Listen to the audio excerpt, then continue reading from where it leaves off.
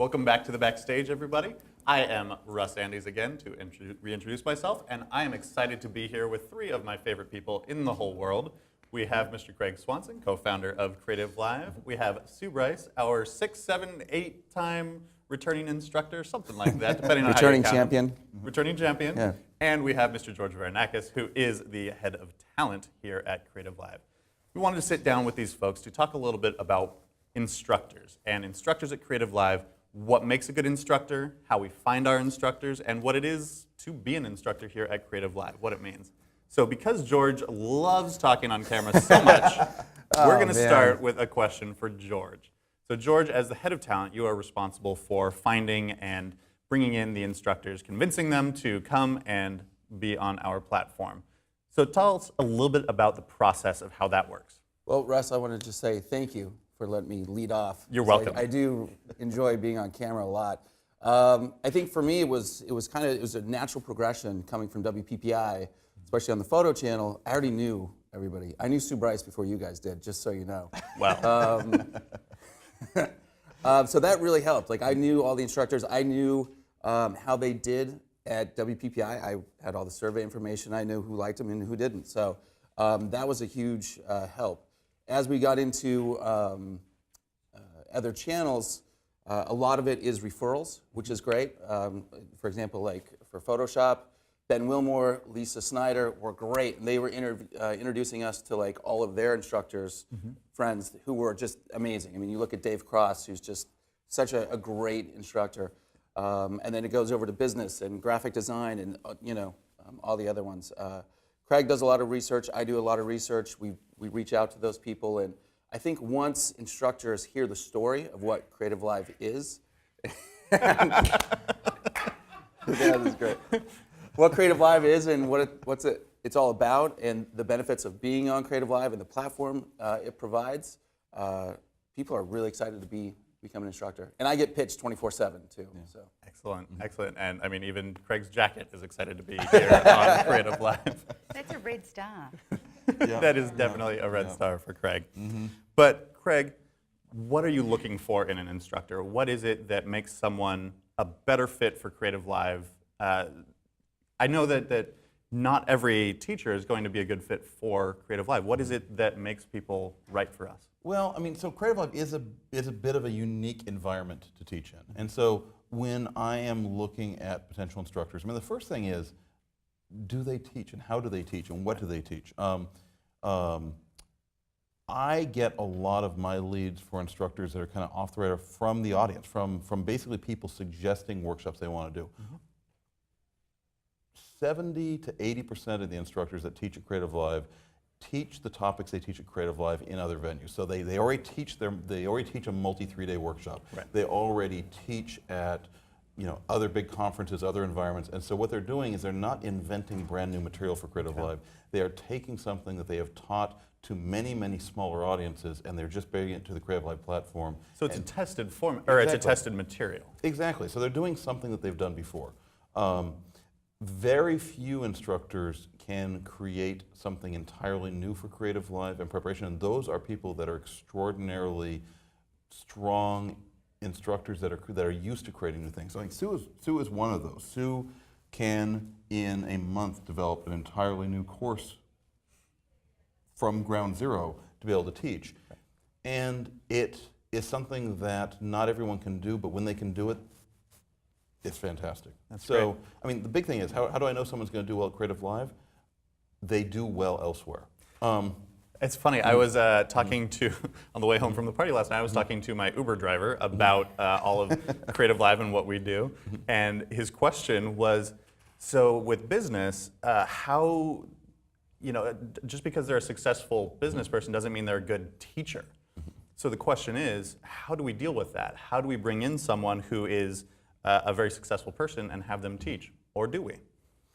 So the one thing that I really work hard on is, the one thing about the creativeLIVE platform changes and molds to the strengths of the people that are teaching here. So for example, some courses you'll see us teaching, you will see us out in a field, teaching something that's very hands-on. Others, you'll see an environment, you'll see people talking together. So what I really try to do is I try to watch how people teach and figure out how we can give them an environment at creativeLIVE that is going to play to their strengths. So, I mean, the first way I will look is I will look to see someone how they normally engage. And if they're not a teacher by trade, if this is, say, for someone who's very strong in business, is really an expert in something very, very unique and special, but they've only done a very limited amount of teaching. Right. What I will usually do is I will try to get an opportunity to watch them during a speaking opportunity, and in particular, I'm really watching to see how they handle the Q&A. Okay. Because how they handle the Q&A, how they engage with an audience question that's unexpected, teaches me a lot about how they approach their communication style. Interesting. And so from that, we can craft an environment. If they require a lot of social engagement with people, we can bring the audience close and make sure they're talking with a small group of people rather than teaching something to a big set. If they are the type of person that is really more geared for doing keynotes, like they're used to doing something at TED or other things, we can make the audience larger so that they can be giving more of an audience. There are some people that really work one-on-one, so we might actually try to de-emphasize the in-person audience and create a one-on-one conversation between them and someone else. So every person is going to have a natural teaching style and a natural way of being able to deliver their expertise, and it's our job to figure out how to create the environment that's going to pull the best out of them. That's great, so that we're able to then work with different people of different personalities, different styles, and yeah, create the best out of them. Sue, let's talk to you a little bit here. As a returning instructor who has been there many times, how do you prepare for creativeLIVE? Is this different from how you prepare for in-person workshops? What's your preparation like for a workshop? I think it's really unique in the sense that it's live and free. The first thing, I think the biggest fear of most instructors is that they're giving it away for free. So they try and withhold information instead of going on that platform and just letting it all go. I found that the more I let go of, the more came back in terms of audience and engagement anyway. But I prepare for weeks, days. I want to create something that's entirely new. We always talk and have brainstorming sessions about what people really want to learn and what is really educational and what is interesting. You're just not going up there to perform. If you're not teaching, you're not, creating that sort of community. So just always trying to build really amazing content is what I do. So I just kind of prepare as much as I can, and then you just end up always delivering from your heart, and it's always a lot more organic than you think it's going to be and more real, and it translates. So. That's fantastic. Now, as George mentioned, he knew you way before we did. Way before. Way before. So the question is, how has being on creativeLIVE changed you? What is being on creativeLIVE done for you? Why did you want to come to us? And then what happened as a result? It's kind of cyclic. Every time I create content, I teach it. And when I teach it, I learn something new and huge. And then I create more content, and then I teach that. And then I learn something new. I've learned more about myself in the last year and a half teaching than I have in the last 24 years being a photographer. I didn't even know that I knew a lot of the things that I could teach, and I didn't even know that it was part of my life or my knowledge base until I started to share it. And then the connection that the audience had to what really was amazing about what I teach, I didn't even know was special about me or even unique. And then I developed that further, and the more I teach, the more I learn. And now I think I've been through probably 18 months of the most rapid growth in both business, photography, and my personal growth that I've ever experienced in my 42 years. And that's something that I know in my personal conversations with Craig, that I know you take pride in, Craig, is the fact that being on creativeLIVE not only enables someone to teach others, but to learn about themselves. Do you want to talk about that a little bit? It doesn't happen every, so for me, yeah. creativeLIVE, when we really hit on all cylinders, everybody in the process is changed. The audience is changed, the experience changes the instructor, and creativeLIVE has changed. creativeLIVE and myself and the whole team is as engaged in these workshops as the instructors and as the students. I mean, it is an amazing place to work because I mean, I know this isn't what you were asking, but I mean, the first employee to leave Creative Live was choosing to go and actually follow his dream of being. It was Monty, and we had a big go away party for him, and he was choosing to follow his dream to go be a professional football coach. Yep. And he said that every day he was at Creative Live, people were talking about following their dreams, and it was making him more and more clear on what he wanted to do and the risk he wanted to take. And so, you know, it's kind of a weird example to use that as an example of someone, you know, moving on from Creative Live as taking that next step. But every instructor, it is an amazing place to learn, because what gets drawn out of you as an instructor is more than you anticipated bringing. Oh, yeah. Yeah. And it's a mirror effect. You kind of, it draws you forward, and then you present it, and then all of this audience suddenly shows you back to yourself, and you just see it, and then you're kind of like, wow, you just experienced that, and that is the most significant, because it's not like you don't feel like a superstar, you just suddenly see what you know and what you can share, and then you just you can keep expanding through it. Like, it's just incredibly intense, especially since you're in a room with a very supportive production team that are like a family, so you feel very safe. There's a few cameras and maybe 6 people in the audience, but you're talking to thousands of people and you don't necessarily know it.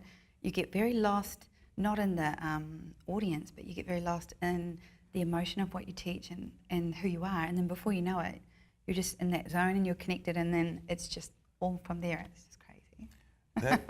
It's really Beautiful. That is actually, in terms of one of the things about the Creative Live experience, you know, you were describing that, it is being broadcast to tens of thousands, potentially hundreds of thousands of people in real time. And as the instructor, what you are doing is you're connecting with 6 people that are in the room with you, and you're teaching them and engaging them. And the big thing for me about Creative Live, it is the live part of it. It's not just the fact that we're broadcasting it live, but that the learning is happening live, not just in theory, not just with an instructor talking to a camera lens, but with an instructor talking to real people struggling to put these things into practice in their own life. And people around the world get to watch that, they get to engage with it, they get to root for the people that you are teaching, and then you also get to hear their stories brought into this thing. So, I mean, actually, does this feel like, I mean, what does this feel like? Does it feel like you're leading a small group? Does it feel like you're talking at a keynote in front of thousands of people? What does this actually feel like at Creative Live, given everything else you've done? Well, when you look at a camera, you probably perform to a camera, but when you look at 6 people who are learning from you and they've got their iPad or their pen and paper, their expression is fully engaged. They're learning, they're listening, they're acknowledging, they're having light bulb moments, and so every time their reaction to what you're teaching them is, you can see it's hitting home, you focus more on those people, and then you really can just keep running with it, and before you know it, you've become oblivious to the fact that other people are watching you. That's the difference between putting on a show and teaching something. Yeah. If you can teach something, you're teaching those people and they're listening to you and learning from you, they're engaged with you and you're helping them. You don't realize you're helping tens of thousands of other people at home because you can't see them. But the thing is if you were putting on a show, then people would just watch maybe for the show, but they wouldn't learn anything. Yeah. It's not authentic. So it's the learning. Because Craig has always been about, this is free education. Yeah. And I think that the free education part is the 2 words that just upset everybody the most. Because so many people are so upset by that term, and yet every single time I've said, well, you could sell that, and he's like, no, we do free education. We have this conversation a lot. I was like, well, you could sell this, and he's like, no, this is free education. And I'm like, wow, But you could make them pay first. No, we do that. I say that every week. Just saying, ooh. That's amazing. So, Sue, what is it about the Creative Live family? I mean, a little bit that we've heard that keeps you coming back. And maybe, Craig, you can talk about this, if this is something conscious that our instructors are our lifeblood. Without our instructors, we don't have anything to teach because we don't create that content. So do you consciously work on how to get them to want to come back? Well, yes, but I don't think what I do actually contributes that much. I mean, honestly, so, I mean, you can, because you talk to a lot of our instructors too, and you've experienced this. I mean, the stories I get back are about the camera operators, and about the sound engineers, and about Adam in the booth, and all these people that are helping to make this thing. You talked about a supportive environment. Some of these classes are really, there's a lot of emotion in play. There's a lot of emotion play from the audience. Sometimes there's emotion in play from the instructor. And to create an environment that feels safe, we have a crew that really, really cares about what's being created. There's not a bunch of jaded cameramen behind the cameras like sitting back waiting for their break. They're coming up and they're engaging, and you get the feeling, I would hope you get the feeling, that everybody here is really pulling for you and really engaged with what you're doing. I've seen workshops where half the team at CreativeLIVE are in tears, like crying. Yours. Yeah, Yours. never happened to me. Never happened to me. Like, ever. That's it's like people are just, it's more than, I mean, it's crazy. What an amazing environment to work in. You go back because it's, it's like meeting friends that you all have for a lifetime. I love it. And by the way, that's what makes my job easy, because it's referrals. I mean, how many photographers have you referred to me because you had such an amazing experience? They line up. They just line up. It's great. And I just So- say, thanks, Sue. What you drink? That's actually a great point. We've heard a lot in these past 2 days about networking, about the importance of maintaining and building your network. Now, is that something that you consciously do, or is it Always. just something that just happens? And what strategies do you use to build and maintain that network? But George is a natural He networker. is, Like, he is. that's his gift. He Like, can't even tell you how to do it because he just doesn't. yeah. I mean, Like, I think Craig and I would spend more time just talking about ideas, whereas he just has that gift of being able to connect people to other people and knowing people and contacting and meeting. And exactly. And that's I'll just let you say. I'll just.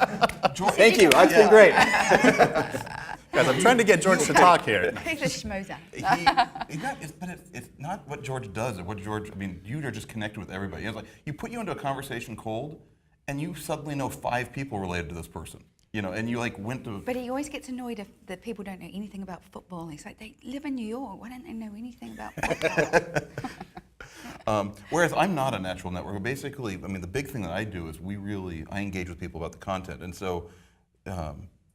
It will usually be this combination of talking, bringing people in, getting referrals, and then usually there'll be this long 1-hour phone call with me talking about what we could do. Do you remember our first long 1-hour phone call? Yeah. And I don't think either of us at the beginning of that call had any idea what your workshop could be about or what it was going to look like.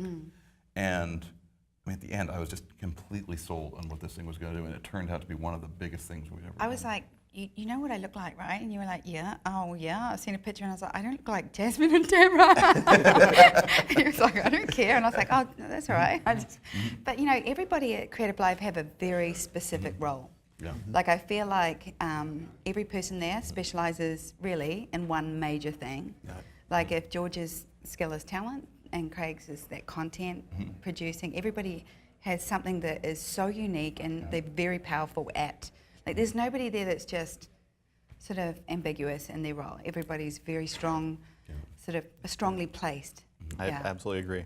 So we've talked a lot about kind of where we are now and how people are coming to us. Now, Craig, early on, I don't think that was the case when people didn't know what CreativeLIVE was. So how did you start early on? How did you bring in those first few instructors who then started spreading the word? Well, I mean, so the one person we haven't talked about is Chase. I mean, Chase is an amazing networker. So the first four instructors at CreativeLIVE came at a point before we really had the story to sell. Yeah. And if there is someone that can sell a story that does not exist yet, it is Chase Jarvis. And so he lined up 4 really fantastic instructors for the very first kickoff of CreativeLIVE. And basically from there, it just became a matter of building one step at a time. And as we are moving into new categories, as we're moving into business, as we're moving into different areas, the most important thing for me and for the entire executive team at CreativeLIVE is that we have every instructor who leaves is a billboard for us, is referring people to us. Because the experience is so extraordinary and so unique that they can't help but tell people about it. And so that's what we did. We started off with 4 relationships that came from from Chase with his amazing Rolodex and his amazing connections, and then we just hit it out of the park, one after the other, had those people telling their friends and the other people they believed in, until it got to the place where initially my calls would have to be, I would be pitching people what creativeLIVE is. I would have to spend all my time on the phone explaining what this opportunity was and what it could look like. And then at some point, there was this tipping point, maybe 9 months down the road, where all of a sudden I wasn't making the outbound calls. I was just, basically my entire life became dealing with inbound calls of people wanting to get on this platform. So it's just once you hit that tipping point. Exactly. Now it's the other way So around. the important thing is, until we hit that tipping point, it is just important that every single instructor that leaves is leaving with an extraordinary story, an extraordinary experience. That's fantastic. That's still necessary for every opportunity. And you know what? I realized this some time ago, because you know this. So we have gone from last year we had 7 employees, Right. 8 employees, and now we are at 75 employees. Yes. 80. 80? Were you 80 now? I don't know. It could have happened. The last, Fairly possible. The last couple of days. Yeah, It's been, how many minutes have we been on there? And I think that Megan mentioned this, and I've heard this from other employees. During our interviewing process with potential employees, the entire company is so oriented to welcoming people from the outside and making them feel comfortable, whether they are instructors or guests or students, that the entire company is geared to that anyway. So we were doing it with our employee interviews without even recognizing we were doing something special. And so when we started to get feedback about that, we were confused because we hadn't done it, we hadn't worked on it. It's just something that is so ingrained with, I think everybody at creativeLIVE is so used to people coming in, learning, growing, moving forward, that we just assume that's what everybody does, and that's what every workplace is like. Isn't it? You, That would also, always happen. you have to consider too that these guys are really selective. Yeah. They're not just putting people that are pitching and lining them true. up. It's getting to a point, well, it always has been, but it's especially getting to a point now where if you have to pitch from a very authentic and content-driven and very true place, you can't. It's not about just going up there and doing a stage show. If you can't prove to these guys that you've got something really great to bring to the world of education, you're not going to get on the show. So I think now watching them interview people now is so interesting. Even doing Spotlight in Vegas, where we got instructors to do a 30-minute presentation to hold that space. If they can't hold that space, they're not going to get up there. Yeah. And there, I think George knows the industry so well, and Craig knows the audience so well, that intuitively they can create something for the people out there, knowing they know you. Like, he knows his audience. He's built this, from scratch. He knows the people who are watching, and they've been there for a long time. It's so neat to watch from behind the scenes when they pick somebody, mold them, content build them, and then present them to the world on this platform. You see people just go from being with their photographers or to these amazing, shining examples of education. I think it's so neat to watch. Some of my favorite moments have been, there aren't that many, but there aren't that many because usually we have people that are really seasoned, but there are these moments where I know how fantastic someone is going to be, and I know it to a degree that they don't know it. And when that, there's probably, I can count like 5. I can count 5. He And- gets that smug smile Oh that my he's doing goodness. now. Oh. Like, that one. It's that great smile. And he shakes his head a lot.